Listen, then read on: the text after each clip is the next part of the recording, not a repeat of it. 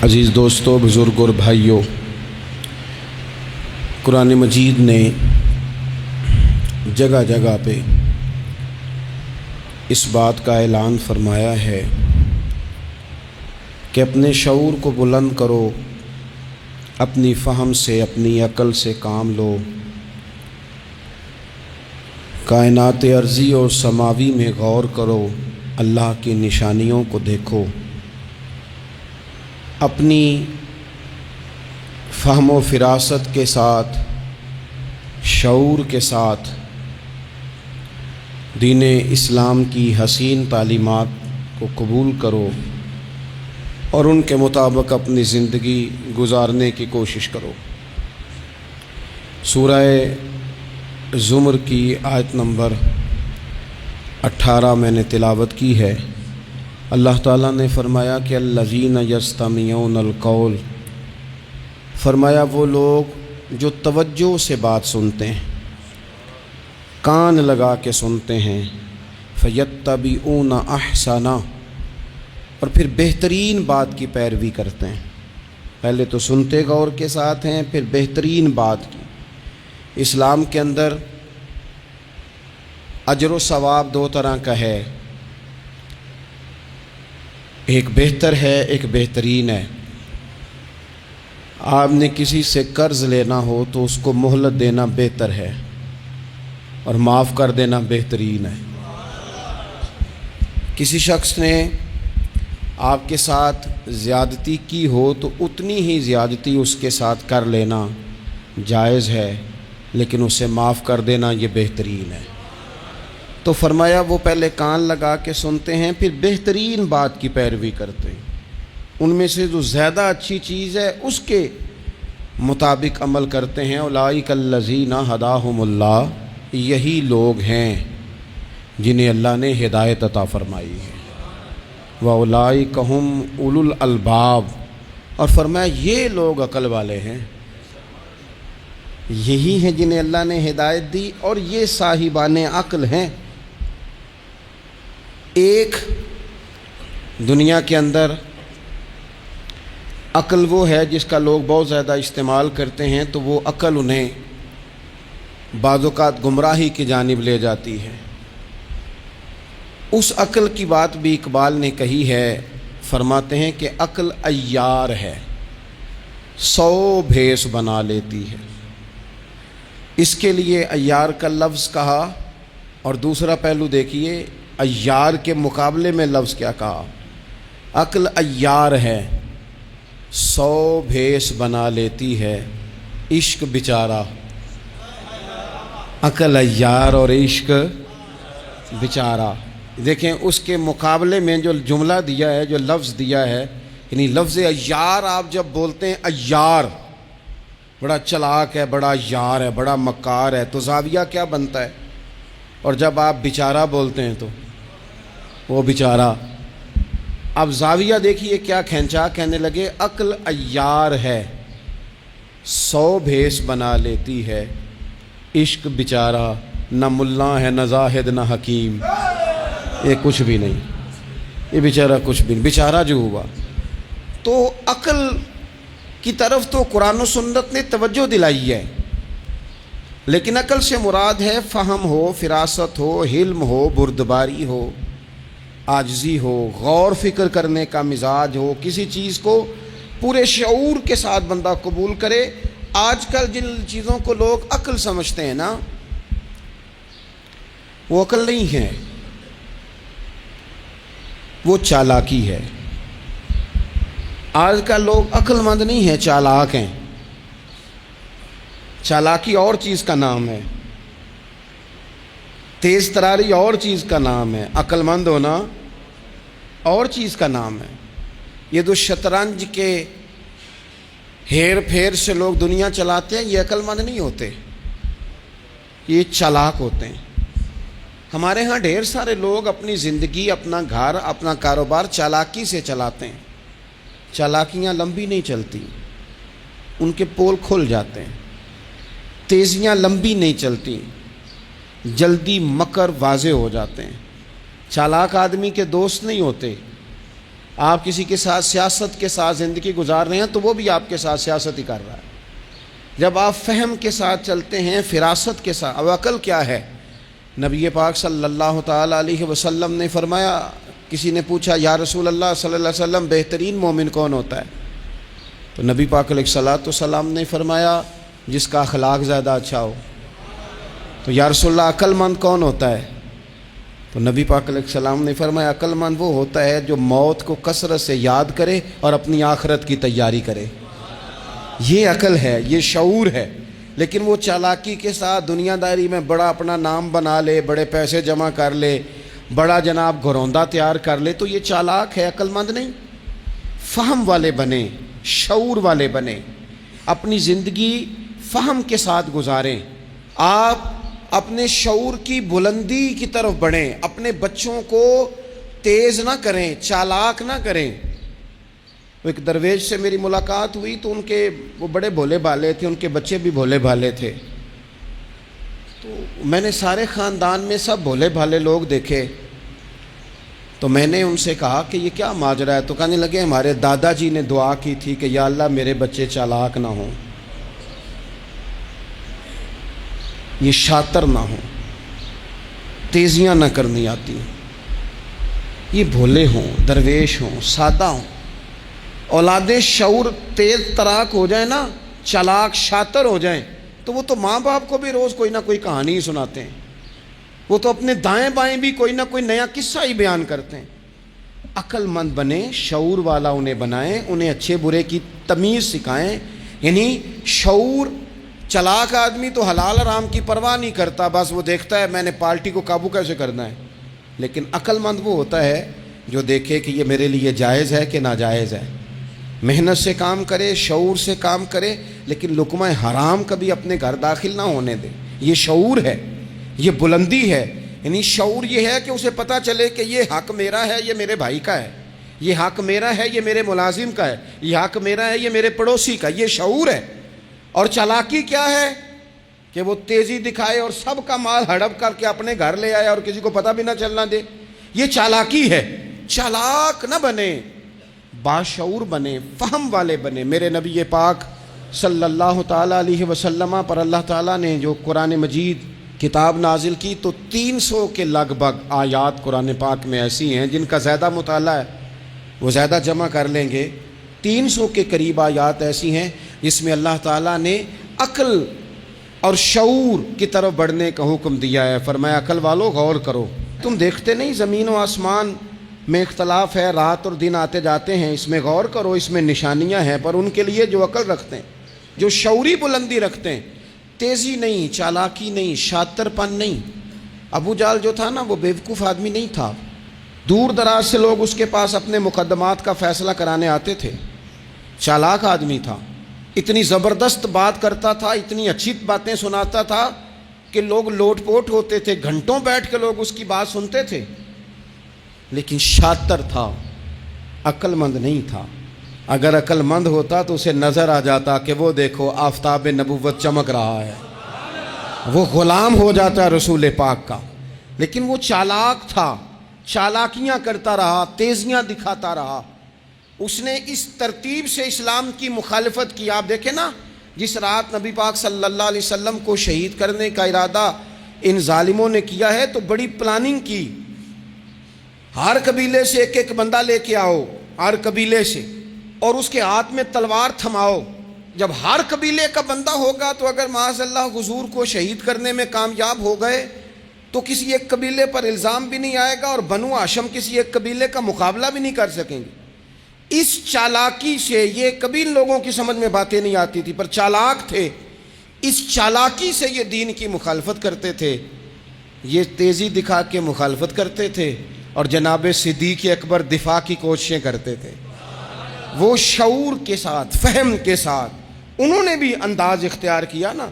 انہوں نے چالاکی کی کہ ہر قبیلے سے ایک ایک بندہ، وہ تو اللہ کی حکمت تھی کہ سرکار نے ایک مٹھی میں پکڑ کے مٹی پھینکی تو ان کی آنکھوں کے آگے اللہ تبارک و تعالیٰ نے پردے ڈال دیے، لیکن اس کے مقابلے میں حضرت صدیق اکبر فہم و فراست کا، شعور کا وہ مظاہرہ کر رہے ہیں۔ وہ کیسا بندوبست کرتے ہیں؟ کہتے ہیں اپنے غلام سے کہ 2 اونٹنیاں موٹی تازی ان کو تم نے لے کے غار کے اس جانب آ جانا ہے۔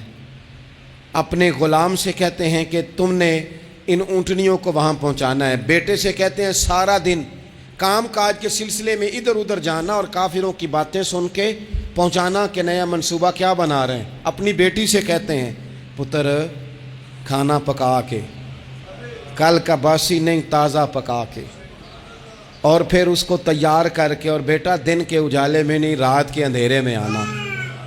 اب یہاں اقبال بولے، اقبال کہنے لگے جب عشق سکھاتا ہے آداب خود آگاہی، عشق بھی ایک عقل دیتا ہے، جب عشق سکھاتا ہے آداب خود آگاہی تو کھلتے ہیں غلاموں پر اسرار شہنشاہی، پھر وہ غلاموں کو بادشاہ بنا دیتا ہے۔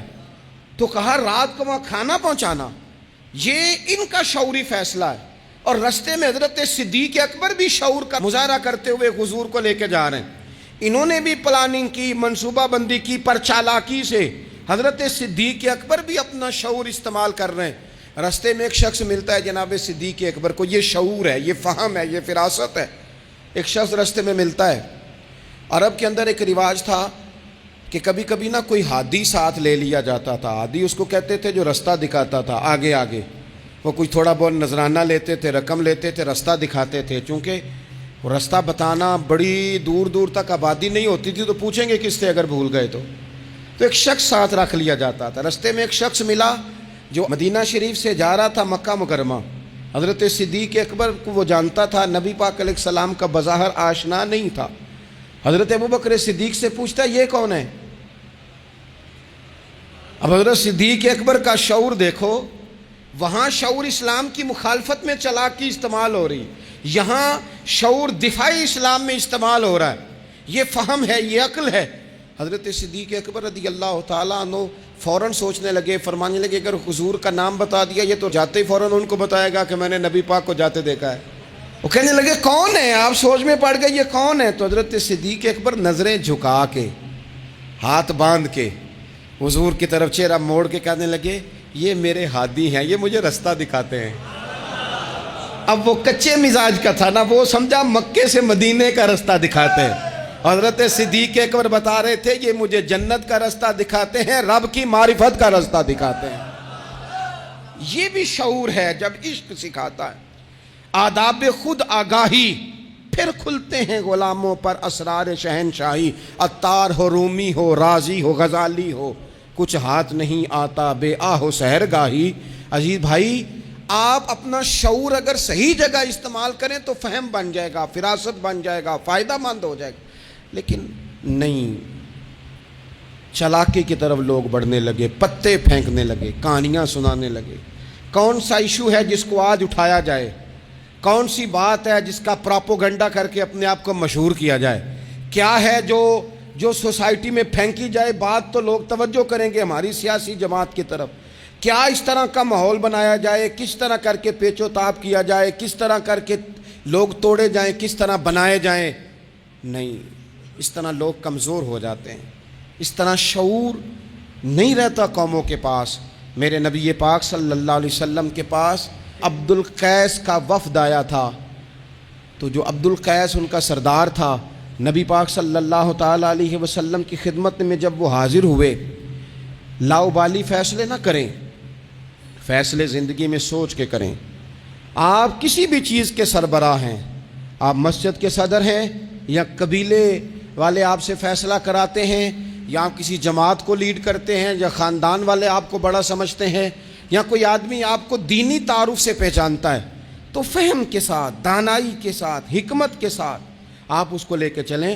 نبی پاک صلی اللہ تعالیٰ علیہ وسلم نے وفد عبد القیس کے سربراہ سے کہا تھا کہ تمہارے اندر دو خصلتیں ہیں، دو عادتیں تمہارے اندر ایسی ہیں جنہیں اللہ بڑا ہی پسند کرتا ہے۔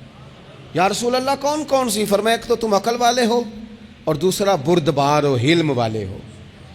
تم جذباتی فیصلے نہیں کرتے، تمہارے اندر بردباری ہے، ٹھہراؤ ہے۔ یہ دو باتیں، تمہاری سمجھداری اور تمہارا ٹھہراؤ، یہ اللہ کو بڑا ہی پسند ہے۔ بڑی جذباتی باتیں لوگ کرتے ہیں، بڑا گھروں کے اندر ماحول خوفناک ہو جاتا ہے، قبیلوں میں ماحول خوفناک ہو جاتا ہے، جماعتوں میں خوفناک ہو جاتا ہے۔ بڑے شعور کے ساتھ مسلمان کو آگے بڑھنے کی ضرورت ہے۔ یہ جو مسلمانوں نے فتح یابی حاصل کی ہے نا بڑی ساری جگہوں پہ، اللہ تبارک و تعالیٰ نے مسلمانوں کو کامیابیاں دیں۔ مسلمان اپنی تعداد کی قلت کے باوجود، اسلحے کی قلت کے باوجود بڑی جگہوں پہ کامیاب رہے۔ اللہ تبارک و تعالیٰ نے انہیں بڑا سارا نوازا۔ تو اس کے اندر بھی قرآن مجید کی سورہ انفال جب ہم دیکھتے ہیں تو اللہ تبارک و تعالیٰ نے وہاں ارشاد فرمایا کہ مسلمان 100 ہوتا ہے اور وہ صبر کرتا ہے تو وہ 200 کا مقابلہ کرتا ہے، 1000 ہوتا ہے وہ صبر کرتا ہے اور مقابلہ 2000 کا کرتا ہے مسلمان۔ کیوں بھلا؟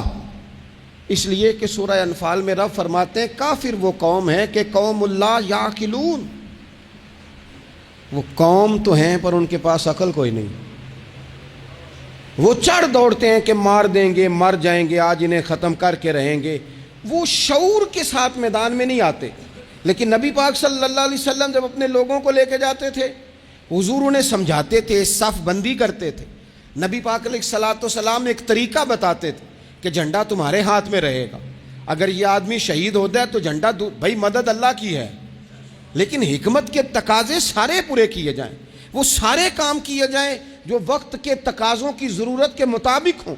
رسول پاک صلی اللہ علیہ وسلم ان کو بتایا کرتے تھے کہ تم نے اس درے پہ ڈیوٹی کرنی ہے، کوئی نیچے نہ اترے جب تک ہم نہ کہیں، تم یہاں کھڑے رہو۔ ایک آدمی کو پیچھے رکھتے تھے، تم نے قافلے کے بالکل پیچھے آنا ہے، اگر کسی کا سامان گر جائے، کوئی اونٹ پیچھے رہ جائے، کوئی مسئلہ ہو جائے، تمہیں پتہ ہو، شعور کے ساتھ، بالیدگی کے ساتھ بیٹھ کر، عقل کے ساتھ، فہم کے ساتھ۔ ہمارے پاس بہت سارے لوگ آتے ہیں، بڑی بڑی جذباتی باتیں بتاتے ہیں، اس طرح بھی کر دیں، اس طرح بھی کر لیں، آپ لوگوں کو یہ بھی بتائیں، بڑے بڑے رکے آتے ہیں، بڑی بڑی باتیں سخت لوگ کرنے کا کہتے ہیں، ایسی کی تیسی کر دیں آپ۔ تو ہمیں پتہ ہے، چلیں تھوڑا سا کتاب و سنت اپنی نظر سے صحیح، تھوڑے علم سے صحیح، پر ہمیں بھی تھوڑا سا پتہ ہے۔ تو میں بہت سارے دوستوں کو کہا کرتا ہوں کہ وہ بھائی چلو ٹھیک ہے، سخت بات نہیں کرتے، جلال میں نہیں آتے، پر اس کا یہ مطلب تو نہیں نا کہ ہمیں پتہ نہیں کسی بات کا۔ وہ بعض سیاسی لوگ آتے ہیں تو آ کے کہتے ہیں جناب حضرت یہ ہو گیا، فلانے نے یہ کر دیا، فلانے نے یہ کر دیا، تو کئی دفعہ ان پر ہنسی آتی ہے کہ ہمیں سمجھانے آئے ہو، ہمیں سمجھانے آئے ہو۔ بھائی اٹ سٹ تے پکھڑا کوار گندا لسی اور بھی بوٹیاں جاننے آ، بات نہ کریں تو بات الگ ہے، اخلاق اجازت نہیں دیتا، بہت ساری باتوں کا جواب دیا نہیں جا سکتا، لیکن آپ کیا سمجھتے ہیں سامنے والا بیوقوف ہے، آپ جو کہیں گے وہ قبول کر لے گا؟ اپنی زندگی میں کبھی بھی جذباتی ہو کر فوراً فیصلہ نہ کریں، کبھی زندگی کے اندر تھوڑا سا چیزوں کو ٹھنڈا کریں، شعور پیدا کریں، آپ فہم پیدا کریں، آپ کوئی ایسا کام کریں جس میں آپ محسوس کریں کہ یہ فیصلہ عقل والا ہے۔ میرے نبی پاک صلی اللہ تعالی علیہ وسلم بھولے بھالے لوگوں سے بھی پیار کرتے۔ حضور کے پاس ایک دیوانی بی بی آئی، دیوانی، اس کے علاقے والے کہتے تھے کہ اس کا تو ذہنی توازن ٹھیک نہیں، لیکن اس نے کہا یا رسول اللہ میری بات سنیں، تو حضور نے اس کی بھی بات سنی۔ نبی پاک پیار کرتے، لیکن آپ کو پتہ ہے کہ رسول پاک صلی اللہ تعالی علیہ وسلم نے ایک اور بات بھی ارشاد فرمائی ہے جو صحیح مسلم میں موجود ہے، سنن ابو داؤد شریف میں موجود ہے۔ حضور جب نماز کی صفیں بناتے نا تو فرماتے میرے قریب قریب وہ لوگ کھڑے ہوا کرو جو عقل مند ہو، جو شعور والے لوگ ہو وہ میرے قریب قریب رہا کرو، باشعور لوگ۔ اور پھر فرمایا جو ان سے زیادہ شعور رکھتے ہیں وہ تھوڑے پیچھے، جو ان سے کم شعور رکھتے ہیں وہ اس سے پیچھے، جو اس سے کم شعور رکھتے میرے قریب شعور والے لوگ ہوں۔ یعنی محبوب سب کے نبی ہیں، لیکن حضور اپنے قریب ان لوگوں کو بٹھاتے جن کا فہم مضبوط ہوتا۔ اسی لیے حضرت مولا علی شیر خدا رضی اللہ تعالیٰ عنہ فرمایا کرتے تھے وہ بندہ دنیا میں کبھی نہیں ٹوٹتا جس کے مشیر اچھے ہوں۔ ہمارے آج کل مشیر نہیں ہوتے، ہمارے خوش آمدی ہوتے ہیں، ہمارے وہ ہوتے ہیں جو ہمیں بلے بلے کہیں، ہمارے وہ ہوتے ہیں جو ہمیں کہیں کیا بات ہے، سبزہ سارا ہی سبز ہے باہر، اور ہم اتنی طاقت نہیں رکھتے کہ ہم تصویر کا دوسرا رخ بھی دیکھیں۔ تو اللہ کے رسول نے شعور کو سپورٹ کیا، عقل کو سپورٹ کیا، فہم و فراست کو سپورٹ کیا، فرمایا میرے قریب قریب۔ دیکھیں نا علماء نے ایک معنی یہ بھی اس کا بیان کیا ہے کہ جب کوئی باشعور آدمی قریب ہوتا ہے تو نماز میں کبھی لقمہ دینا پڑ جاتا ہے، کبھی بتانا پڑ جاتا ہے، کبھی کسی وقت امام کا وضو ٹوٹتا ہے، اسے پیچھے جانا پڑ جاتا ہے. تو باشعور لوگ ہوں گے جب قریب تو حالات اور ہوں گے. اللہ کے رسول صلی اللہ تعالیٰ علیہ وسلم باشعور لوگوں کو قریب رکھتے, شعور کی بات آگے پھیلاتے. میں بڑے عرصے سے یہ بات کر رہا ہوں, آج پھر کرتا ہوں. دینی ماحول کے اندر باشعور لوگوں کی بڑی ضرورت ہے, بصیرت افروز لوگوں کی بڑی ضرورت ہے, جن کے حافظے قوی ہوں ان کی بڑی ضرورت ہے. اکثر ایسا ہوا کہ ایسے لوگوں کو لا کر دیا گیا, ایسے لوگ بٹھائے گئے جو شعوری طور پر بالکل ناپختہ تھے. دیکھیں ہر آدمی ہر جگہ پہنچ نہیں سکتا, کچھ لوگ کند ذہن ہوتے ہیں, کوئی کام بھی نہیں کر پاتے. تو زبردستی جبر کرنا, کسے مولوی بنانا ہے, اسے مولوی بنانا ہے, اسے حافظ ہی بنانا ہے, بھئی وہ بیچارہ نہیں اتنا شعور رکھتا. آپ کوئی ذہین فتین لوگ لے کے آئیں, باشعور لوگ لے کے آئیں جو سوسائٹی میں کچھ سمجھ بوجھ رکھنے کی صلاحیت رکھتے ہوں. وہ جب دین کو پڑھیں گے اور دین کو آگے پھیلائیں گے تو کچھ تقاضے سمجھ کر آگے پھیلائیں گے. آپ دیکھیے میرے نبی پاک صلی اللہ تعالیٰ علیہ وسلم کے صحابہ کا شعور کتنا بلند تھا. حضرت زید بن ثابت رضی اللہ تعالیٰ عنہ کے ذمے لگایا حضرت ابو بکر صدیق نے قرآن پاک کو جمع کرنا. فرمایا آپ صحابہ کرام سے لے کے جن کے پاس تھوڑا تھوڑا قرآن پاک ہے آپ جمع کریں, آپ لا کے اسے جمع کریں. اور وجہ اس کی یہ ہے کہ ایک تو آپ نبی پاک کے دور میں بھی قرآن پاک کی وحی لکھتے تھے, اور دوسری بات یہ ہے کہ آپ جوان بھی ہیں اور عقل مند بھی ہیں, لہٰذا آپ سے ہم نفع لینا چاہتے ہیں. باقاعدہ لفظ کے حضرت صدیق اکبر کہ چونکہ باشعور آدمی ہیں, فہم والے ہیں, لہٰذا آپ سے یہ کام لینا ہے. میں شکوہ نہیں کرتا, لیکن میں کو ذمہ داری سے کہتا ہوں, میں قائل نہیں ہوں بچوں کو ڈنڈے مار کے پڑھایا جائے. ڈنڈے مار کے جب آپ پڑھاتے ہیں تو آپ خوف کے سائے میں تعلیم دے رہے ہیں. آپ سے لوگ ڈر رہے ہیں, گھبرا کر تعلیم دی جا رہی ہے. وہ کیا اس سے سیکھے گا جس نے خوف کے عالم میں سبق یاد کیا؟ بچہ استاد صاحب کے سامنے کھڑا ہے تو وہ تھر تھر کانپ رہا ہے, اسے جو یاد ہے بیچارے کو وہ بھی بھول گئے ہیں. اور یہ کام مدرسوں سے زیادہ اسکولوں میں ہوتا ہے, اسکولوں میں زیادہ ہوتا ہے. لائق لوگوں کو, باشعور بچے کو آپ کو پتہ چل جاتا ہے آپ کا بچہ شعور والا ہے, پھر آپ اس کی مناسب کاؤنسلنگ کریں, اسے آپ مناسب طریقے سے اس کو سمجھائیں, اس کو آپ تھوڑا سا مینٹلی طور پر تیار کریں, اس کی نگرانی کریں کہاں آتا ہے کہاں جاتا ہے.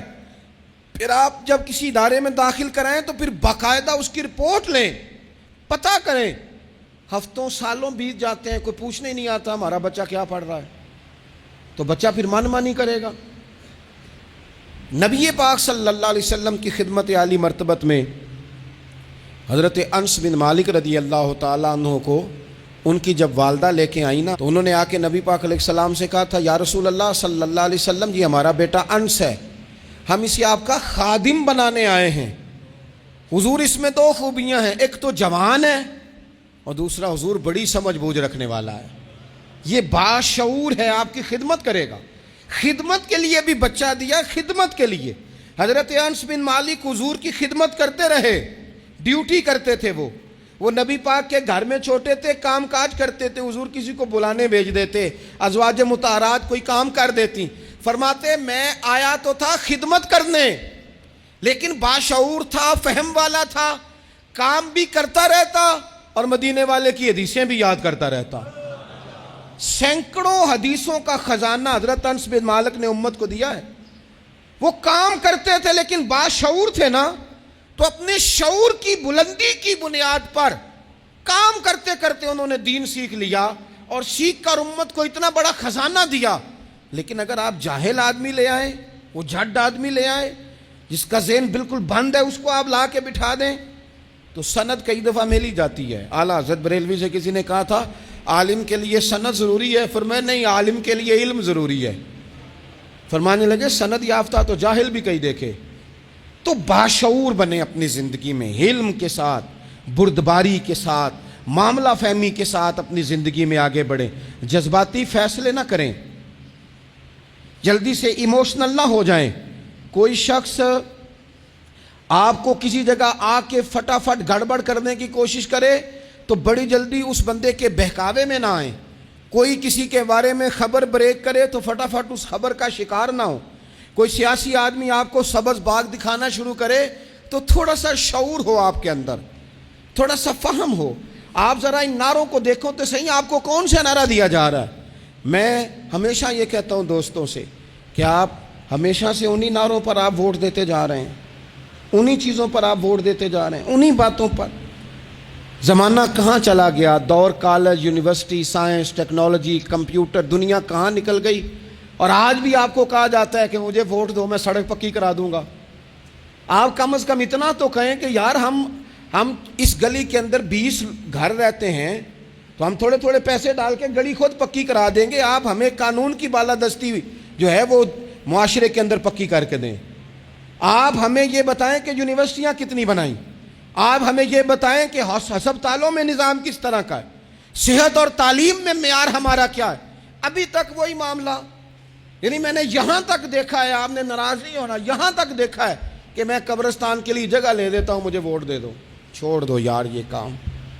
اگر ہمیں جینے کے لیے جگہ ملے گی تو مر جانے کے بعد کے لیے بھی ملے گی. اس سے تھوڑا باہر اٹھ کے سوچو کیا کن چکروں میں ہم پڑ گئے. اپنی زندگی بالیدگی والی، پختگی والی بنائیں. آپ جب شعوری طور پر پختہ ہو جائیں گے پھر اللہ تعالیٰ آپ سے بہتر فیصلے کرائے گا، پھر آپ آگے بڑھیں گے. آپ اور میں، ہماری آنے والی نسل تیز تو ہو رہی ہے، باشعور نہیں ہو رہی.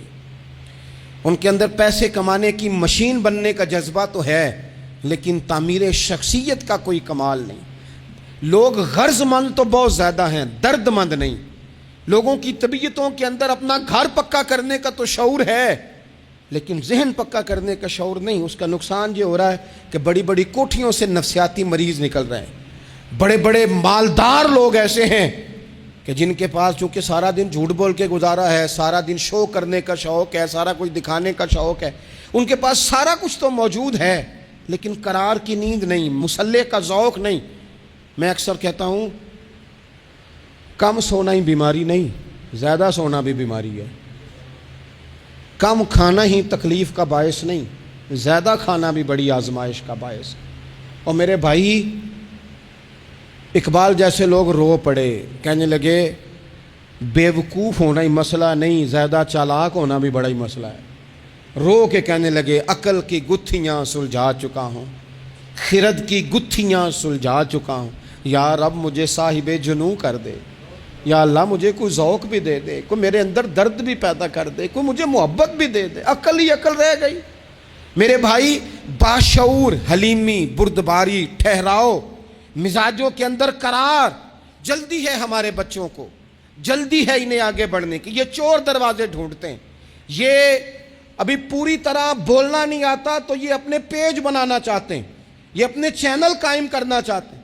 ہر بندہ ہے جو کہتا ہے میری سن کے جیو، میری مرضی کے مطابق اپنے معاملات کو ترتیب دو، میں جس طرح کہتا ہوں وہ بات زیادہ اہم ہے. تھوڑا سا غور کریں، تھوڑا سا زندگی کے اندر اپنی فہم سے کام لیں، تھوڑی فراست آگے کی طرف لے کے جائیں. میرے رسول پاک علیہ السلام نے فرمایا جس سے اللہ بھلائی کا ارادہ کرتا ہے اسے دین کی سمجھ عطا فرما دیتا ہے، اسے سمجھ عطا کرتا ہے اللہ تعالیٰ دین کی. حضرت سیدنا احمد بن ابی عاصم انطاکی رحمۃ اللہ علیہ فرماتے ہیں کہ اگر تو دیکھنا چاہے نا کہ تو عقل مند ہے کہ نہیں، تو فرماتے ہیں پھر بھی میں تمہیں ایک نسخہ دیتا ہوں. وہ کیا؟ فرمانے لگے اگر تو ذی شعور ہے نا پھر تو رب کی نعمتوں کو پہچان لے گا اور پھر تیرا زیادہ وقت شکر پہ گزرے گا، شکوے پہ نہیں گزرے گا.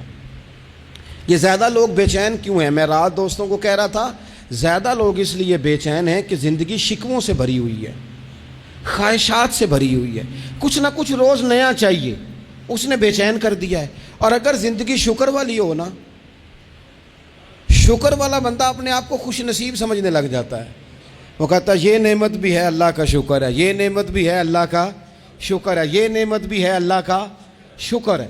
تو شکر والا بندہ اپنے آپ کو خوش نصیب سمجھنے لگتا ہے، اس کے دل میں راحت پیدا ہونے لگ جاتی ہے، اسے تسلی ہونے لگ جاتی ہے، وہ قرار میں آنے لگ جاتا ہے.